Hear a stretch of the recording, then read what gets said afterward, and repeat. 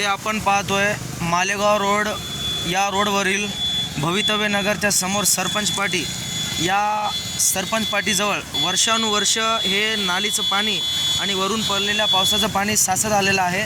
तर या पाण्याची विल्हेवाट कुणीच अजून लावलेली नाही आहे। या भागातील नगर परिषद असतील किंवा इतर नेते मंडळी असतील, हे पाणी अजून आपण पाहतोय की शाळकरी मुलांना याच पाण्यातून शाळेला सायकल घेऊन यावं लागतं आणि जावं लागतं।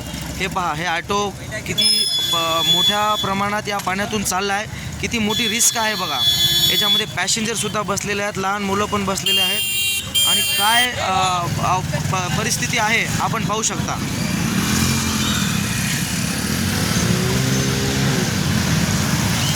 वर्षानुवर्ष हा इथं नालीचं पाणी असंच तुडुंब भरलेलं असतं। या साईडला आपण रोड पाहत आहोत। हा रोड आता रिसेंटली बनवलेला आहे आणि हा रोड जेव्हा बनवलेला नव्हता तरी पण या पाण्याचा प्रश्न असाच होता।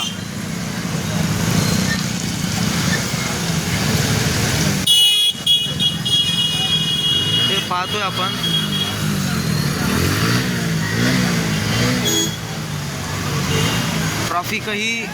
ट्रॅफिकलाही खूप अडथळा आणि जणू काही एक प्रकारे जीव धोक्यात घालणं, हा प्रवास करणं म्हणजे जीव धोक्यात घालणं।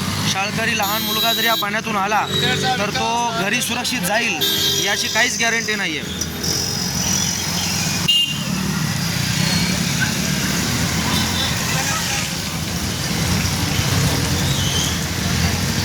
कुठंतरी नगरपालिका असेल किंवा या भागातील